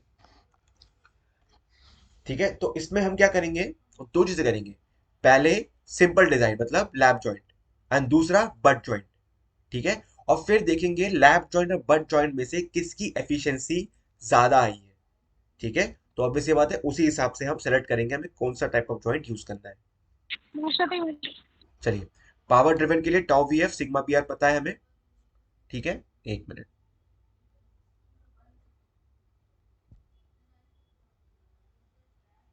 चलिए, तो ये पता है हमको। डी हम निकाल लेंगे कितना डायमीटर हमें यूज करना है, ये तो इजी है। ठीक है, 26 mm का है, 25 से ज्यादा है तो 28 हो जाएगा होल डायमीटर इसका। ठीक है, अब लैप जॉइंट यूज करेंगे। अब मैंने सीधा सीधा दिखा दिया आपको क्योंकि सिंपल है ये। लैप जॉइंट में शेयर में निकाला, फिर हमने बियरिंग में निकाला, उसके बाद किस में निकालेंगे? टेयरिंग ऑफ प्लेट में निकालेंगे। Let P be the pitch of rivet and calculating of rivet we will design an efficient section connection where the strength of rivet or rivet value will be equal to the tearing strength। अब देखो यहाँ पर catch है, ये चीज समझनी है आपको। ठीक है, देखो दो तरीके हैं यहाँ पे। या तो आप पिच का मिनिमम वैल्यू क्या होता है, 2.5D, उसको यूज करो, उससे हल्का से ज्यादा पिच यूज कर लो और ये निकाल लो। और फिर ये और ये, इन तीनों में से जो मिनिमम है वो आप बता दो लैप जॉइंट का स्ट्रेंथ। ठीक है, बट ये तो सिंपल तरीका हो गया। अब जब आगे जाओगे कंस्ट्रक्शन साइट्स में, वहां पर कैसे डिजाइन होता है वो यहाँ पे गिवन है। कैसे डिजाइन होता है देखो, आपको नहीं चाहिए कि रिवेट, जो रिवेट है वो भी महंगा चीज है। और प्लेट वही महंगी चीज है। तो आप ये नहीं चाहोगे कि रिवेट फेल हो जाए, प्लेट बच जाए। अब ये भी नहीं चाहोगे कि प्लेट फेल हो जाए और रिवेट बच जाए। दोनों ही हानिकारक है। तो क्या करोगे आप चाहोगे जो प्लेट का स्ट्रेंथ है, जो रिवेट का स्ट्रेंथ है, वो सेम हो जाए किसी तरह। ठीक है, तो अब क्या करोगे, रिवेट वैल्यू क्या है, ये, इसको आप किसके इक्वल कर दोगे, प्लेट के टेयरिंग स्ट्रेंथ के इक्वल कर दोगे। तो टेयरिंग स्ट्रेंथ का फॉर्मूला पता है, अननोन क्या है, सिर्फ और सिर्फ पिच। तो उस हिसाब से आप पिच निकालोगे, उस हिसाब से पिच ये आई है। उसके बाद आपको ये भी चेक करना है कि जो पिच आई है वो 2.5 डी से कम ना हो जाए। ठीक है, तो इससे कम आ रही है यहाँ पे, ठीक है, यहाँ पे जब हमने यूज किया तो उससे कम आ रही है, तो हमने पिच 2.5 डी यूज कर दी। ठीक है, आप बोलोगे सर फायदा क्या हुआ, ये तो 2.5 डी से कम आ गया, 2.5 डी यूज कर लिया हमने। तो इसका मकसद क्या है फिर, इसका मकसद ये है कि आपको एक कॉन्सेप्ट समझना है कि आपको बेसिकली जो दो पार्टनर्स है, ठीक है, जो दो पार्टनर्स है उनमें से कोई भी ऐसा पार्टनर ना हो जो जल्दी आउट हो जाए। ठीक है, समझ लो कोई दो बैट्समैन बैटिंग कर रहे हैं, कोई टेल एंडर है। अगर वो सोचे कि भाई मैं तो बैट्समैन हूं, अब वो छक्का मारने लग जाए, आउट हो जाएगा, क्या फायदा, टीम ऑल आउट हो गई, कोई फायदा नहीं। तो बेसिकली आपको क्या है, एक पार्टनरशिप बनानी है जहां पर दोनों को अपनी लिमिटेशंस का पता हो कि भाई मैं इतना ही फोर्स ले सकता हूं, तो रिवेट को भी मैं इतना ही फोर्स दूं। या फिर रिवेट को पता है कि मैं इतना ही फोर्स ले सकता हूं, तो इसलिए प्लेट भी इतना ही फोर्स ले, ताकि दोनों सेफ रहे। ठीक है, चलिए, ऐसे टेलेंडर क्या, टेलेंडर सिर्फ लास्ट की 2 बॉल खेल सकता है, पूरा ओवर नहीं खेल सकता। तो बैट्समैन 4 बॉल खेलेगा, फिर वो 2 बॉल खिलाएगा टेलेंडर से। ठीक है, तो ये चीज। तो strength of plate in tearing ये आ गई, 88.8 किलो न्यूटन आ गई, इससे ज्यादा ही आई है। ठीक है, सर ये प्रैक्टिकली सर समझ कैसे होगा सर, अगर रिवेट और इसका सर मतलब जो स्ट्रेंथ है सर, एक की अगर ज्यादा है और एक की वो है सर। देखो, मैंने क्या कहा, मैंने मैंने आपको ये कहा कि आपको यहां से ये, इसका मकसद क्या है कि आपको प्लेट का टेयरिंग स्ट्रेंथ एंड रिवेट का रिवेट वैल्यू आपको सेम करना है। ठीक है, अगर ये 2.5 डी से ज्यादा आया, वेल एंड गुड, बहुत ही बढ़िया, आप वही यूज करो। बट यहाँ पर ये 2.5 डी से भी कम आया है, तो इतना कम तो हम पिच यूज नहीं कर सकते, तो इसलिए हमने 65 यूज किया। उसके बाद हमने स्ट्रेंथ ऑफ पेरेंट टेरेंट निकाला जो कि रिवेट वैल्यू से भी ज्यादा आई है। ठीक है, तो हमारे जॉइंट का स्ट्रेंथ कितना हो गया, यही हो गया हमारे जॉइंट का स्ट्रेंथ। ये नहीं होगा, ये ये और ये तब सेम आते जब हम ये वाला पिच यूज करते। बट आईएस कोड ने और भी कई सारे गाइडलाइंस दे रखे हैं, जिनमें से एक गाइडलाइन है कि मिनिमम पिच आपका 2.5 डी तो होना ही चाहिए। तो उससे कम आ रहा था, तो हम वो यूज नहीं कर पाए। कॉन्सेप्ट बढ़िया था हमारा, बट यहाँ पर नहीं चला, कहीं और चल सकता है क्या पता। आगे कोई क्वेश्चन करो आप, बोल्ट का, रिवेट का, क्या पता वहां पे चल जाए ये वाला कॉन्सेप्ट। ठीक है, यहाँ पर नहीं चल पाया। बट यहाँ पर मेरा उद्देश्य बस ये था कि आपको अंडरस्टैंड करवाऊं कि ये कॉन्सेप्ट है, एक अलग कॉन्सेप्ट है। ठीक है, आपको यूज नहीं करना, कंफ्यूज हो रहे हो मत यूज करो यार, आप सीधा पिच 2.5 डी यूज करो, उससे निकालो, और फिर उसके हिसाब से 1, 2 एंड 3 तीनों में से जो मिनिमम है उसको आप स्ट्रेंथ ऑफ जॉइंट रिपोर्ट कर दो। ठीक है, बट साइट पे ऐसा होता है, इसलिए मैंने आपको ये एक्स्ट्रा चीज यहाँ पे ऐड कर दी। नहीं यूज करना, don't use it, but if are able to understand तो यूज करके देख लो। ठीक है, चलिए, अब strength of plate in tearing आ गई। Therefore strength of lap joint पर पिच लेंथ निकाल रहे हैं, तो ये आ गई। And strength of solid plate, वो तो आपको पता ही है कैसे निकालते हैं। तो ये आपकी 39.5%, कोई खास एफिशिएंसी आई नहीं है लैप जॉइंट की, कोई खास एफिशिएंसी आई नहीं है लैप जॉइंट में हमारी। ठीक है, अब हम बट जॉइंट देखेंगे, बट जॉइंट में क्या हमें एफिशिएंसी आती है। अब ये बट जॉइंट है आपका, बट जॉइंट में दो तरीके होते हैं, सिंगल कवर, डबल कवर। ये आपके मेन प्लेट्स हैं, इसके ऊपर एक ही प्लेट लगा हुआ है, तो ये कौन सा है, ये सिंगल कवर है। ठीक है, सिंगल कवर में क्या करेंगे, चलो देखते हैं। अब strength of rivet and shear, ये तो वही रहेगा, यहाँ पर रिवेट तो सिंगल शियर ही है, क्योंकि डबल कवर नहीं है, सिंगल कवर है, तो यहाँ पे नंबर ऑफ शियर प्लेन्स तो एक ही होगा, एक यूज किया, आंसर वही आ गया। ठीक है, अब for strength of rivet in bearing the cover plate thickness has to be determined, obvious सी बात है, आपको टी मिनिमम चाहिए। तो टी मिनिमम, अब यहाँ पे एक ही कवर प्लेट है, और उसका भी जो मिनिमम थिकनेस है वो भी वही होगा, 5/8 टाइम्स ऑफ मेन प्लेट की थिकनेस, तो कितनी आ गई, 10 mm। ठीक है, तो देखो यहाँ पर मिनिमम थिकनेस कौन सी हो गई, कवर प्लेट वाली, क्योंकि यहाँ पर एक ही कवर प्लेट यूज कर रहे हैं, इसलिए ये फॉर्मूला यूज करना इंपॉर्टेंट है। ठीक है, यूज किया, आ गया हमारा बेयरिंग स्ट्रेंथ ऑफ रिवेट आ गई। ठीक, पहले कितनी आई थी 134.4, बहुत ज्यादा आई थी, बट यहाँ पर कम आई है। बट फायदा कुछ हुआ नहीं उसका, क्योंकि वहां पर तो रिवेट वैल्यू आपकी शेयरिंग वाली हो गई थी, यहाँ पर भी शेयरिंग वाली ही है। ठीक है, चलिए उसके बाद पर पिच लेंथ फिर से वही करेंगे हम। ठीक है, अब रिवेट वैल्यू ये है P minus D dash into T into sigma 80 150 is equal to ये। इस बार पिच आपकी 2.5 ज्यादा आ गई। ठीक है, इस बार ज्यादा आ गई, उस बार कम आई थी, क्यों?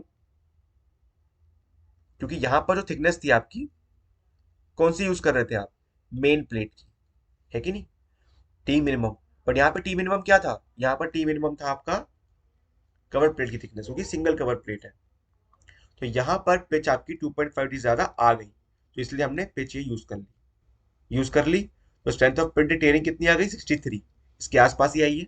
बट फिर भी कोई फायदा तो हुआ नहीं ज्यादा, क्योंकि आपका जो स्ट्रेंथ ऑफ जॉइंट है वो वही है जो पहले था, 61.54। ठीक है, उसके बाद स्ट्रेंथ ऑफ सॉलिड प्लेट और gross strength of main plate पर pitch length, P into T. यहां पर भी इंपॉर्टेंट है, ये इसको भी टी मिनिमम ही यूज करना है आपको। ठीक है ना, ये नहीं कि आपने इसका इसका थिकनेस यूज कर लिया, क्योंकि कभी ना कभी फोर्स तो यहां भी जाएगी ना,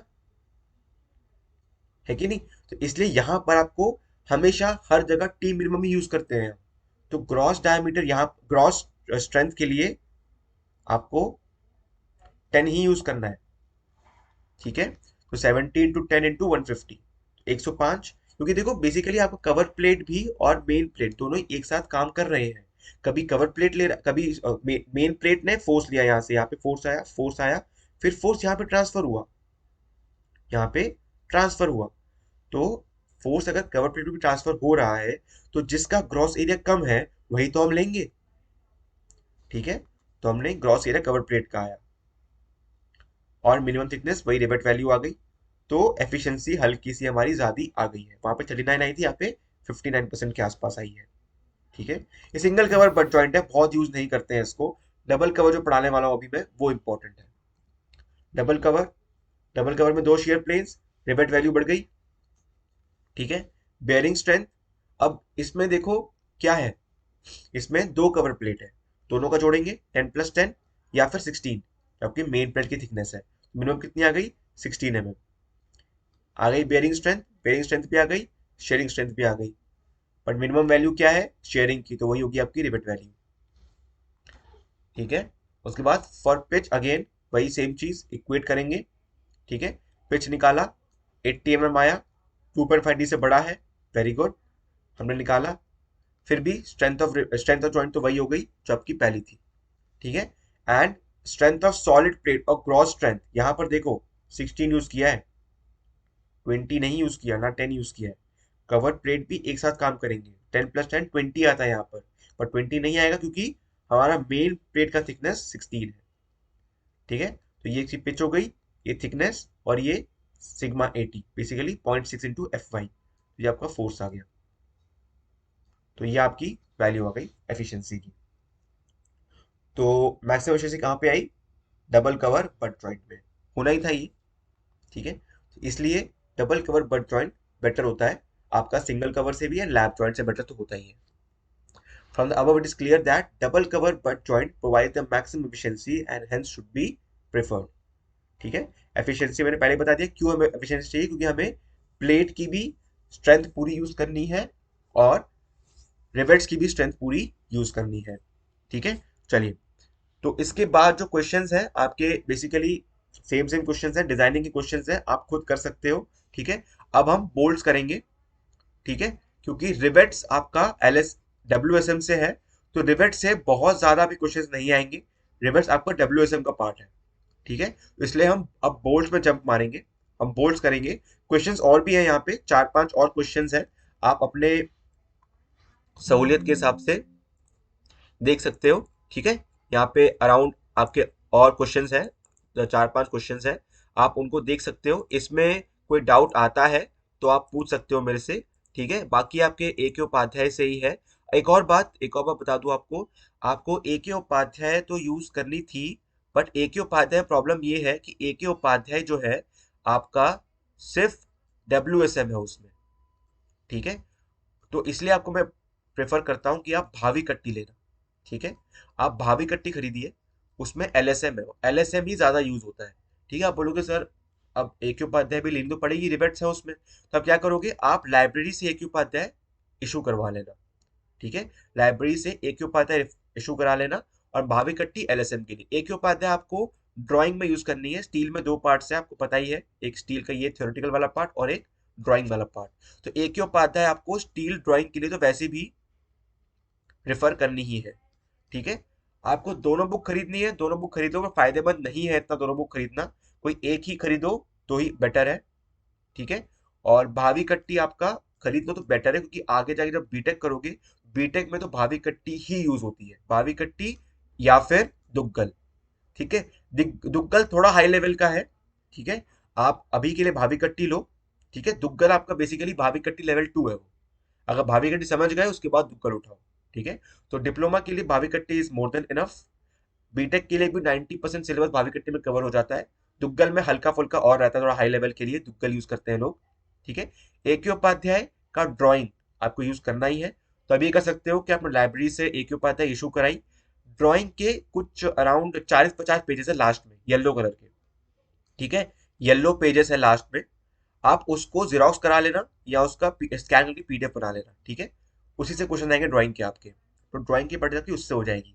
बाकी जो मैं आपको भेजता हूँ प्लेलिस्ट, उसमें आपने ऑलरेडी देखा है कि 6-7 वीडियोस हैं ड्राइंग के, आप उसको रेफर कर सकते हो। बाकी नीलम मैम आपको पढ़ाएंगी ही ड्राइंग, ठीक है, तो वो भी पढ़ाएंगी आपको, उससे ही पढ़ सकते हो। बाकी यूट्यूब में जो लेक्चर्स है वो भी देख सकते हो आप, ठीक है। तो अभी के लिए क्या करना है, आपको भावी कट्टी खरीदनी है, ठीक है।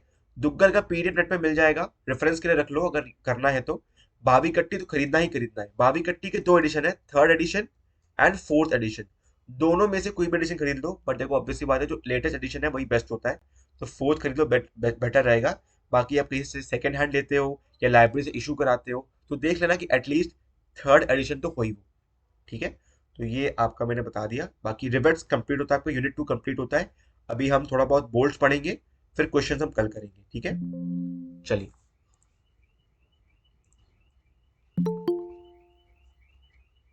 और सबसे पहली बात यार, आप लोग ट्राई किया करो कि कम से कम 10-15 तक सारे आ जाए क्लास में। अभी भी बहुत लोग क्लास में एंटर कर रहे हैं, तो इट डजेंट लुक नाइस। अभी तुम एंटर कर रहे हो, तुम क्या समझ पाओगे क्लास को, ठीक है। तो इसलिए मैं आपको रेकमेंड करता हूँ कि कम से कम 10 मिनट लेट आओ। आप 1 घंटा लेट आ रहे हो तो फिर क्या ही फायदा हो आपके आने का, ठीक है। चलिए फिर, तो बोल्ट हम स्टार्ट करते हैं। Bolted and welded connection. Bolted basically आपका क्या है, आपका बोल्टेड है LSM का पार्ट, ठीक है। LSM का पार्ट है। LSM किस में है, IS 800 2007। आप IS 800 2007 का PDF लोगे या प्रिंट कराओगे, आप देखोगे उसमें रिवेट का बहुत ही कम मेंशन है, ठीक है। ठीक है, तो रिवेट फिर भी जरूरी था समझने के लिए, उसके कॉन्सेप्ट समझने के लिए जरूरी था। रिवेट मैंने पढ़ा दिया, एंड रिवेट आप आगे भी कम्पिटेटिव एग्जाम्स दोगे तो रिवेट के भी क्वेश्चंस पूछते हैं, स्पेशली SSC जेई में। आप स्टेट के जेई के एग्जाम्स दोगे, ठीक है, उसमें, ठीक है, तो उसमें रिवेट तो बहुत पूछते हैं, इसलिए मैंने रिवेट्स पढ़ा दिया आपको।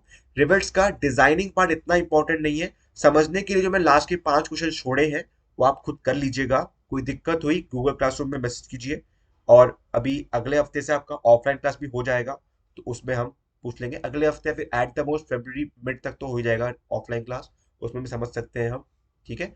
तो बोल्टेड पहले करेंगे, वेल्डेड उसकी बात करेंगे, ठीक है। तो बोल्ट कैसे अलग होता है रिवेट से, देखो रिवेट आपका ऐसा होता है, पूरा का पूरा प्लेन, समझ लो ये है आपका माइल स्टील जैसा, RCC में जो पढ़ा था माइल स्टील वैसा, कोई वो नहीं है, कोई रफनेस नहीं है, कुछ नहीं है। बोल्ट कैसा होता है, बोल्ट आपका ऐसा होता है, ठीक है, और ऐसे उसमें ना होती है कॉरुगेशन, कॉरुगेशन बोल लो, रफनेस बोल लो, जो बोलना है बोल लो, थ्रेड। थ्रेड्स बोल लो, ठीक है, थ्रेड्स बोल लो, कॉरुगेशंस बोल लो, ठीक है। तो ये होता है, तो ये आपका बेसिकली, तो ये कैसा हो गया, जैसे हमने पढ़ा था HYSD, है ना। HYSD है नहीं है, बस मैं वो समझाने के लिए बता रहा हूँ कि जैसे मैं RC में माई स्टील एंड HYSD बास पढ़ा था, माई स्टील बिल्कुल प्लेन था, HYSD में कॉरुगेशंस थे, ठीक है, ये रफनेस थी। तो वो बस वो डिफरेंस है, ठीक है। तो ये आपका बेसिकली रिवेट था एंड ये आपका बोल्ट था, ठीक है। तो इसी रफनेस की वजह से आपका बोल्ट एंड रिवेट के में बहुत डिफरेंस आ जाता है। ये रफनेस क्यों है ये भी हम समझेंगे, ठीक है। चलिए, और क्यों जरूरत पड़ी बोल्टेड की, ठीक है। अब bolted, a bolt is a metal pin with a head formed at one and and shank threaded at the other and. ये आपका हेड है, इसको बोलते हैं हम शैंक, ठीक है। शैंक का कुछ पार्ट होता है प्लेन एंड कुछ पार्ट होता है कोरुगेटेड या थ्रेडेड, ठीक है। बेसिकली थ्रेड या रफनेस होती है उस पे। Bolts are used for jointing pieces of metals by inserting them through holes in the metal and tightening the nut at the threaded ends. देखो डिफरेंस आ गया, इंस्टॉलेशन में डिफरेंस आ गया। रिवेट में क्या था, मोल्टन है, हैमर किया, हैमर से मारते गए, होल में घुसा, पूरा होल उसने ऑक्यूपाई कर लिया। ये किसका कॉन्सेप्ट था, रिवेट का। और इसमें क्या कॉन्सेप्ट है आपका, इसमें होल्स के अंदर हम इसको इंस्टॉल करते हैं एंड आपको पता ही है स्क्रू ड्राइवर सबने दिखा ही होगा, स्क्रू ड्राइवर से इसको हम टाइटन कर देते हैं, घुमा घुमा के एक रोटरी मोशन देते हैं एंड ये अंदर घुस जाता है। तो रोटरी मोशन इसके ऊपर होता है कि नहीं, तो ये रोटेट होके अंदर घुस जाता है, ठीक है। इसलिए थ्रेड्स थ्रेड्स का एक फंक्शन तो ये है कि वो रोटेट हो होके अंदर घुस जाए। अब ये बताओ, रोटेट होके अंदर घुस जा रहा है, तो अगर हम उल्टा घुमाएंगे तो बाहर भी तो आ जाएगा ये। तो बोल्टेड कनेक्शन रिवेट जैसा परमानेंट नहीं होता है। बोल्टेड कनेक्शन वहां करते हैं जहां पर हमें इसको निकाल के ठीक करना होता है फिर से। आपने कभी मोबाइल ठीक कराने गए होंगे, कभी लैपटॉप ठीक कराने गए होंगे, तो बंदा क्या करता है, स्क्रू ड्राइवर निकालता है, सारे बोल्ट निकालता है, प्लेट निकाल के अंदर की चीजें ठीक करता है और फिर से लगा देता है उसको। तो वहां पे कौन सा कनेक्शन यूज किया हमने, बोल्टेड कनेक्शन ने यूज किया, ठीक है। तो ये आपका बोल्ट का जहाँ पे फायदा सर होता है। मेंटेनेंस की जरूरत पड़ती है सर, वहाँ पे इसको यूज करते हैं। बिल्कुल सही, देखो मेंटेन जरूरत पड़ेगी आपको, मोबाइल खराब हो गई, लैपटॉप खराब हो गई, जो अब सही, अब स्विच बोर्ड है, अभी घर में स्विच बोर्ड होगा, स्विच बोर्ड भी कोने कोने में बोल्टेड होते हैं। कभी कोई स्विच खराब हो गया, आपने बोल्ट खोला, अंदर चेंज किया और फिर लगा दिया उसको। तो जहां रेगुलर मेंटेन जरूरत है, अब फैन, फैन एक तो फैन खराब नहीं होता, और खराब होता भी है तो ये नहीं है कि फैन के पंखे खराब हो गए हैं, वो फैन के ऊपर जो इलेक्ट्रिकल पार्ट्स होते हैं, कैपेसिटर हो गया और भी दो चीजें हो गई, मोटर हो गया, वो जब वो खराब होते हैं, फैन कभी खराब नहीं होता है, ठीक है। तो वहां पर हम रिवेट्स यूज कर लेते हैं, ठीक है। चलिए, अब बोल्ट्स के तीन पार्ट होते हैं, unfinished, finished, high strength friction grip bolts, ठीक है। तो आपके ये दो ज्यादा यूज होते हैं, ये बहुत ज्यादा यूज नहीं होता unfinished. Finished and high strength friction grip bolts ही यूज होते हैं। तो ये आपके तीन टाइप में बोल्ट्स है, अभी बोल्ट्स क्या क्या है हम देख लेंगे। Unfinished, these bolts are made from my steel rods, my steel से बनाते हैं, स्क्वायर एंड हेक्सागोनल हेड, ये हेड है आपका, ठीक है। तो ये आपका स्क्वायर होता है या फिर हेक्सागोनल होता है, हेक्सागोनल पता है वो क्या होता है, ये आपका हेक्सागोनल होता है, ठीक है, 6 साइड्स होते हैं। The shank is left unfinished, rough as rolled, मतलब शैंक में कोई फिनिशिंग नहीं दी है हमने, रफ है वो। दो the black bolt nominal diameter, बहुत सारे साइज में अवेलेबल है, बट हम 16, 20, 24, 30, 36 इन डायमीटर के हम बोल्ट्स को यूज करते हैं। These bolt designated as M16, M20, M24, ठीक है। बेसिकली M आपका ये जो स्टैंड नंबर है, ये स्टैंड करता है बेसिकली उसके डायमीटर के लिए, ठीक है। As shank of black bolts are unfinished, the bolt may not establish contact with the structural member at the entire zone of contact surface. अब कॉन्टैक्ट सरफेस क्या है, होल, होल के अंदर बोल्ट घुसाया। अब जो कि आपका शैंक फिनिश्ड नहीं है, वो बेसिकली पूरा फिनिश्ड नहीं है, उसने अपना पूरा फॉर्मेशन फॉर्म नहीं किया है, तो ऑब्वियस ही बात है बहुत बढ़िया कनेक्शन नहीं बनेगा बोल्ट और मेंबर के बीच में। Joints remain quite loose, resulting into large deflections, joints loose रहेंगे तो रिफ्लेक्शन ज्यादा होगा ही होगा। The yield strength of commonly used bolt is 240 MPa and ultimate strength is 400 MPa, ठीक है। ये चेंज है, ये आपका रीइंफोर्समेंट में 410 होता था, 415 होता था, वैसा नहीं है। बोल्ट्स में आपका अल्टीमेट स्ट्रेंथ होता है 400 MPa, जिसको हम बोलते हैं FU, एंड यील्ड स्ट्रेंथ 240, इसको बोलते हैं FY। ये कभी कभी 250 भी होता है और ये कभी कभी 410 भी होता है, ठीक है, बट इससे ज्यादा नहीं होता है ये, ठीक है। कहाँ पर क्या होता है क्वेश्चन मेंशन रहेगा, कोई आपको बहुत वरी नहीं करना उस बारे में, आपको बस ये समझना है FY क्या होता है, FU क्या होता है, ठीक है। आपको पता ही है FY FU क्या होता है यार, ठीक है, ऐसे ऐसे, ठीक है। तो ये आपका बेसिकली सॉरी, आपका लोअर यील्ड पॉइंट बेसिकली क्या होता था, FY, अगर अल्टीमेट स्ट्रेंथ पॉइंट होता था आपका FU, तो बस यही है, माइस्टेल से बनाए तो माइस्टेल का पता होना चाहिए आपको, एफ वाई एफ यू क्या है आपको पता होना चाहिए। ठीक है, these bolt use for light system, obviously बात है, लूज कनेक्शन है, ज्यादा बड़े कनेक्शन है नहीं, तो लाइट कनेक्शन यूज करेंगे जहां पर ज्यादा लोड नहीं आ रहा है, या फिर लोड स्टेटिक है, मतलब लोड चेंज नहीं हो रहा है, जितना लोड लगा हुआ है उतना ही लोड लगा रहेगा, उससे कम लोड नहीं होगा, उससे ज्यादा लोड नहीं होगा। ट्रसेस में, ब्रेसिंग्स क्या होते हैं बताऊंगा मैं, ठीक है। And temporary connections, temporary connection basically क्या होता है, समझ लो बहुत सारे स्टील के मेंबर्स हैं, अब उसको उठा के कहीं पे ले जा रहे हो, तो उस वक्त जो कनेक्शन है उनके बीच में वो लूज कनेक्शन होते हैं, ताकि आगे जाके साइट पे आप डिसमेंटल करो और उसको फिर से अपने हिसाब से साइट के रिक्वायरमेंट्स के हिसाब से उसको इंस्टॉल करो। तो साइट तक ले जाने के लिए आप जब कनेक्शंस को बस एक टेम्पररी कनेक्शन देते हो मेंबर्स को, उसके लिए हम कभी कभी अनफिनिश्ड या ब्लैक बोल्ट्स यूज करते हैं, पर बेसिकली डिजाइन में या साइट पे या इंपॉर्टेंट स्ट्रक्चर्स के लिए कभी भी अनफिनिश्ड बोल्ट्स यूज नहीं करते। Finished, these bolts also made from mild steel, but they are formed from hexagonal rods which are finished by tuning to a circular shape. Proper shape होती है, इस shank की प्रॉपर शेप होती है circular, ठीक है। और जो थ्रेड्स होते हैं वो भी सर्कुलर एरिया पे ही आप थ्रेड्स बनाते हो। Actual dimension of these bolts are kept 1.2 to 1.3 mm larger than nominal diameter as usual. The bolt hole is kept 1.5 mm larger than nominal diameter. Hence tolerance for fitting is quite small. अब जो जहाँ पे आप install कर रहे हो उन holes का जो डायमीटर होता है वो हम 1.5 टू कभी कभी 2 mm तक भी चले जाते हैं। 2 mm से ज्यादा आपका डायमीटर ऑफ होल नहीं होता है, इसलिए आपको ये जो बोल्ट्स है वो बहुत अच्छे से आपको प्रोड्यूस करना है। रिवेट्स में क्या था, मोल्टन मेटल है, होल में ले गए, हैमर कर दिया, उसने पूरा का पूरा होल डायमीटर ऑक्यूपाई कर लिया, तो वहां पर इतना ज्यादा हमें इंपॉर्टेंस नहीं देनी है प्रोडक्शन में। बट यहाँ पर बोल्ट्स प्रोडक्शन प्रोड्यूस्ड बोल्ट्स हमारे पास हाथों में आ रहे हैं, तो इसलिए बोल्ट का डायमेंशन है वो बहुत ही बिल्कुल करेक्ट होना चाहिए, क्योंकि होल का डायमीटर 1.5 या ज्यादा से ज्यादा 2 mm से ज्यादा नहीं हो सकता। It needs special method to align bolt hole before bolting, as connection is more tight, results into much better bearing contact between bolts and holes। अब ऐसे बात है, फिनिश्ड बोल्ट है, प्रॉपर फिनिशिंग है, तो उसका जो कनेक्शन है मेंबर्स के साथ वो बेटर रहेगा, ठीक है।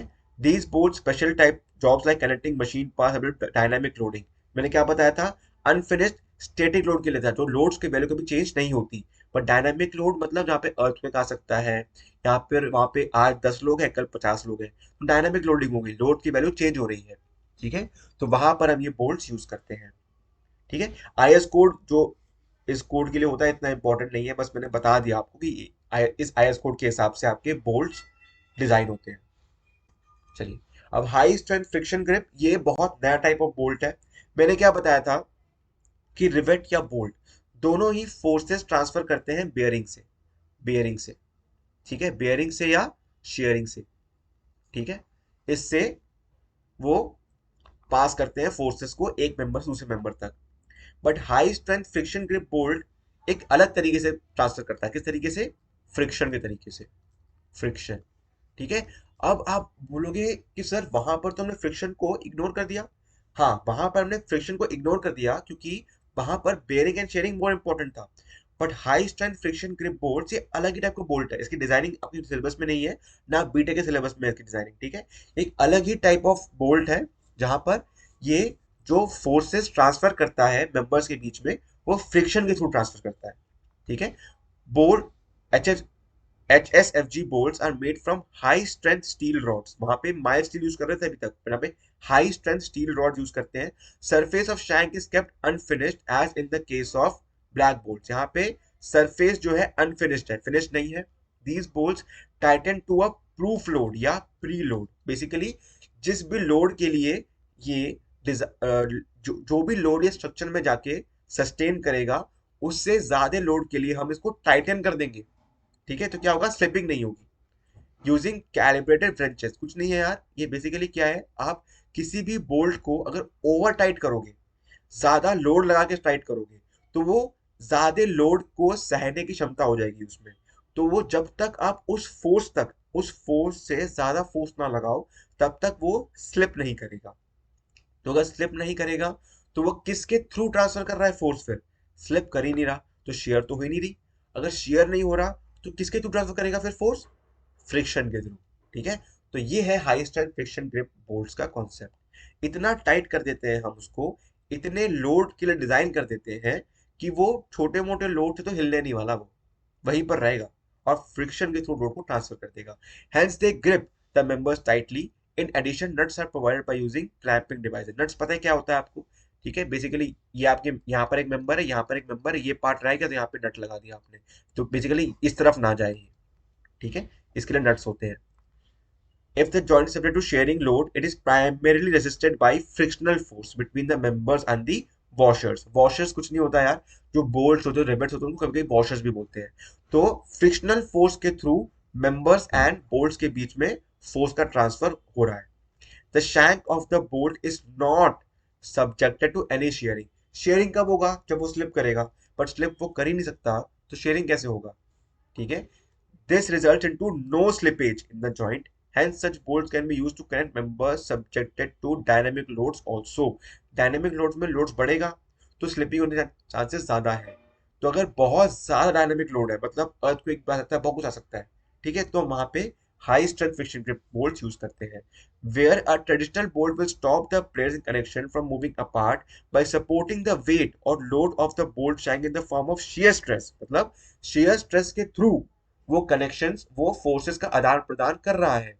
But an HSFG supports the weight by clamping the plates so tightly together that they can't slip past each other। मतलब प्लेट्स के बीच में स्लिपिंग हो ही नहीं रही है, तो एक दूसरे से बिल्कुल जुड़े हुए हैं। तो अगर जुड़े हुए हैं तो एक फ्रिक्शनल फोर्स के थ्रू ही तो ट्रांसफर होगा। In other words, friction generated between the plate is equal to the force being put on the plate by the weight of the beam it supports. अब एक हल्का सा एग्जांपल देता हूँ। सबको पता है फ्रिक्शन क्या होती है? सबको पता है ना? ये सरफेस समझ लो, सरफेस है, इसमें बॉक्स बॉक्स है, ठीक है, इस बॉक्स का कुछ वेट है जो वो नीचे लगाएगा। क्या वेट लगाता है? mg, नॉर्मल रिएक्शन मान लो इसको। जब आप फोर्स यहाँ पे लगाओगे तो एक फ्रिक्शनल फोर्स लगता है कि नहीं, म्यू इंटू एन, है कि नहीं? अप्लाइड मैकेनिक्स से पढ़ा होगा, 9th 10th में ही पढ़ा होगा आपने। तो जब तक ये फोर्स इससे कम है तब तक कोई स्लिपिंग नहीं होगी, फ्रिक्शन के थ्रू ही फोर्स ट्रांसफर होगा। बट जैसे ये फोर्स म्यू एन से ज्यादा हो जाएगा, वैसे ही स्लिपिंग होना स्टार्ट हो जाएगी, मतलब ये चलने लग जाएगा। तो उसके बाद ये नॉर्मल बोल्ट की तरह ही काम करता है। ठीक है, जब तक आपका फोर्स इस प्री लोड से कम है तब तक तो फ्रिक्शनल फोर्स से ट्रांसफर हो रहा है। बट जैसे ही वो आपका प्री लोड से ज्यादा हो जाता है लोड, उसके बाद आपका स्लिपिंग होना स्टार्ट होता है। स्लिपिंग हो गया तो वो नॉर्मल बोल्ट की तरह ही काम करेगा। ठीक है, बाकी कौन सा IS कोड होता है और क्या डायमीटर होता है ये तो आप पढ़ ही सकते हो, इतना इंपॉर्टेंट नहीं है। चलिए, classification of bolt on type of load transfer, मतलब किस तरीके से वो लोड ट्रांसफर कर रहा है। नॉर्मल बोल्ट किससे करता है? बेयरिंग से एंड शेयरिंग से। तो उसको दोनों को क्लब कर दिया और बोल दिया बेयरिंग टाइप। ठीक है, और दूसरा HSFG वो किससे करता है? फ्रिक्शन से। Unfinished and finished bolts belong to bearing type since they transfer shear force from one member to another by bearing, whereas HSFG bolts belong to friction grip type since they transfer by friction। ठीक है, तो bolt के दो प्रकार के हमने types देख ली। एक क्या देखा इसमें? हमने देखा unfinished, finished and HSFG, and दूसरा टाइप क्या है? Bearing type and friction type. अब जो फ्रिक्शन वाला होता है उसके क्या एडवांटेजेस है बेयरिंग टाइप के ऊपर, वो देख लेते हैं। Joints are rigid, no slip take place. अगर स्लिप नहीं होगी, जॉइंट रिजिड होगा तो बढ़िया चीज है। As load transfer is mainly by friction, bolts are not subjected to shearing and bearing. Bolt की देखो, बोल्ट का जो शेयरिंग एंड बेयरिंग का जो फॉर्मूला होता है, जो बिहेवियर होता है, हमने पढ़ तो लिया, बट वो इतना ज्यादा वो नहीं है, इतना ज्यादा डिपेंडेबल नहीं है बोल्ट का। फिर भी कहीं ना कहीं अगर बोल्ट में रिवेट में कोई सरफेस प्रॉब्लम्स आ गई, कोई अगर इरेगुलरिटी है सरफेस में, तो वो कभी कभी पहले भी फील कर जाता है। इसलिए sharing and bearing of bolt या रिवेट जो होता है वो बहुत भरोसेमंद साथी नहीं है डिजाइनर का। ठीक है, high static strength due to high frictional resistance, obvious बात है वो उस लोड को ज्यादा सह पाएगा क्योंकि वो उससे भी ज्यादा लोड के लिए डिजाइन था। हाई फटीग स्ट्रेंथ से nuts are prevented from loosening and stress concentration avoided due to friction grip. अब ग्रिप है, अगर ग्रिप बनी हुई है तो ज्यादा एरिया आपका कांटेक्ट में है। अगर ज़्यादा एरिया कॉन्टैक्ट में है, अगर एरिया ऑफ कॉन्टैक्ट ज़्यादा है तो स्ट्रेस कम है, और अगर स्ट्रेस कम है तो आपका कनेक्शन बेटर है। Smaller number of bolts result into smaller size of gusset plate. Gusset plate मैंने पहले ही बताया था क्या है। तो आपका बोल्ट का जो स्ट्रेंथ होता है वो ज्यादा होता है, H S F G bolt का जो स्ट्रेंथ होता है वो बेयरिंग टाइप से ज्यादा होता है, तो इसलिए आपको नंबर ऑफ बोल्ट्स कम चाहिए। अगर नंबर ऑफ बोल्ट्स कम चाहिए तो बोल्ट्स के पैसे बच गए, और अगर नंबर ऑफ बोल्ट्स भी कम चाहिए तो गसेट प्लेट जो बेसिकली दो मेन मेंबर्स के बीच में होता है उसका भी रिक्वायरमेंट, उसका भी जो विड्थ है या फिर लेंथ है उसका रिक्वायरमेंट कम है, तो उसके पैसे बच गए। ठीक है, तो ये आपको कुछ एडवांटेजेस है। आपको डिसएडवांटेज कुछ कुछ है। मटेरियल कॉस्ट, ऑब्वियसली बात है यार, एचएसएफजी एक एडवांस्ड चीज है, उसका मटेरियल कॉस्ट ज्यादा होगा। Special attention is to be given to workmanship, specially to give the right amount of tension. मैंने क्या कहा था, ये सिंपली स्क्रू ड्राइवर लिया इंस्टॉल कर दिया वैसे नहीं होता है। आपको इंस्टॉल करने के बाद कुछ प्री लोड भी देना पड़ता है इसमें, तो वो लोडिंग ना बहुत एक कॉम्प्लेक्स मशीन से दी जाती है, तो वो आपका नॉर्मल लेबर नहीं कर पाएगा, आपको एक स्किल्ड लेबर चाहिए। ठीक है, तो मैंने एक नोट लिख यहाँ पे लिख दिया है, HSFG bolts are also commonly used such as that will expose to lot of vibrations और loadings that will reverse, मतलब बहुत vibrations है या फिर loading है जो reverse कर रहे हैं अपने आप को, मतलब dynamic loading है। Since the bolts are preloaded, the tension in the bolt doesn't vary as much as in a standard bolt। Preloaded है, फ्रिक्शन है, स्लिप हो नहीं रहा, तो स्ट्रेसेस का वेरिएशन बहुत ज्यादा नहीं आता है, तो इसलिए बहुत ज्यादा they don't fatigue as quickly. Fatigue मैंने पहले ही बताया, फटीग क्या होता है। फटीग ये होता है कि यार अगर आप रोज रोज स्ट्रेस की वैल्यू बढ़ाए जा रहे हो या रोज रोज में स्ट्रेस लगाए जा रहे हो, तो कभी ना कभी वो यील्ड करेगा, कभी कोई बोलेगा नहीं यार आज तो मैं इतना स्ट्रेस नहीं ले पाऊंगा। समझ लो कोई बंदा है आप में से, वो रोज 5-5 घंटे पढ़ रहा है, ठीक है, तो 50 दिन हो गए उसको, 51st डे में ऐसा होगा कि बोलेगा नहीं यार आप 5 घंटे नहीं, मैं 3 ही घंटे पढ़ पाऊंगा भाई। तो फटीग हो गया है उसमें, रिपीटेटिव हो गया है लोड्स। ठीक है, तो ये फटीग तब आता है जब आपका स्ट्रेस ना या तो बढ़ता है या तो बहुत ज्यादा वेरी करता है। ठीक है, तो ये फटीग HSFG बोर्ड्स में होता ही नहीं है, क्योंकि लोड का जो स्ट्रेस की वैल्यू है वो इतनी चेंज नहीं करती, क्योंकि स्लिपिंग नहीं हो रही है। ठीक है, they will also prevent any slip between the plates. ठीक है, अगर स्लिपिंग नहीं हो रही है तो आपके जो बोल्ट्स है वो लूज भी नहीं होंगे। ठीक है, तो ये आपने देख लिया HSFG बोल्ट्स के बारे में। सर ठीक है, दिल्ली में तो ज्यादा अर्थक्वेक आता है, तो सर ये इस बोल्ट का यूज तो सर दिल्ली में यूज होता होगा ना सर, बिल्कुल यूज होता इंफ्रास्ट्रक्चर होगा। का यहाँ अभी पे। ब्रिज जो ब्रिजेस होते हैं, ब्रिजेस में देखो, ब्रिजेस में वैसे तो हम यूज करते हैं रिवेट्स ही, बट अगर बोल्ट का भी यूज करना पड़ा ब्रिजेस में, तो ब्रिजेस में तो बहुत वेरिएशन आता है लोड का, तो वहां पर HSFG बोल्ट हम यूज करेंगे। ठीक है, ओके सर। सर दूसरी क्लास है। अच्छा दूसरी क्लास है, ओके हाँ, जैसे चलो ठीक है। तो ये बोर्ड कनेक्शन मैंने पढ़ा दिया आपको, अब इसका न्यूमेरिकल वगैरह हम कल करेंगे। एक और बात, मुझे आपकी एक एक्स्ट्रा क्लास चाहिए, मतलब एक एक्स्ट्रा क्लास चाहिए आपकी इस वीक में। 1 मिनट रुको, पहले तो मैं क्लास को एंड करता हूँ, क्लास को एंड नहीं, रिकॉर्डिंग स्टॉप करता हूँ मैं पहले।